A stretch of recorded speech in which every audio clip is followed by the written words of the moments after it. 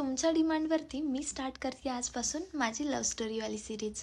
तर स्वागत आहे तुमचं आमची लव्ह स्टोरी पार्ट 1मध्ये. असं म्हणतात की सर्व जोड्या स्वर्गात जुळतात आणि मला तर हे अगदी खरं वाटतं. आमची लव्ह स्टोरी परफेक्ट नाही आहे, पण खरी नक्कीच आहे. मी त्याला पहिल्यांदा भेटले तेव्हा लव्ह, डेस्टिनी, फॉर एव्हर काहीच डोक्यात नव्हतं. आणि तेव्हा हे पण माहीत नव्हतं की हा माणूस माझं घर, माझी सवय आणि माझं सर्वस्व होईल. आमच्या लव्ह स्टोरीची सुरुवात झाली 2018मध्ये.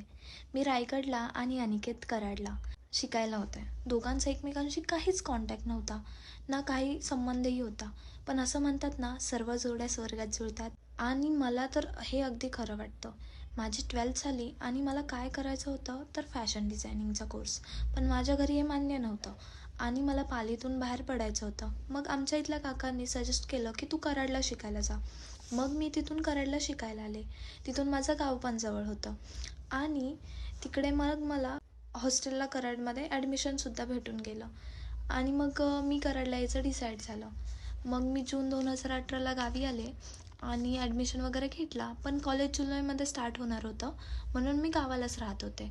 आणि तिथे आणि मी माझा आत्याचा मुलगा एकदा डोंगरावर गेलो होतो आणि त्याने तेव्हा एक स्टोरी पोस्ट केली होती आमच्या दोघांच्या फोटोची. तो फोटो बघूनच अनिकेतने मला रिक्वेस्ट टाकली होती आणि त्याला विचारलं होतं की ही कोण आहे. तर त्यांनी सांगितलं होतं की ही माझ्या चुलत मामाची मुलगी आहे. आणि तिथूनच सुरुवात झाली होती आमच्या पुढच्या स्टोरीची. तर नेक्स्ट स्टोरी आपण बघूया पार्ट 2मध्ये. Okay, bye.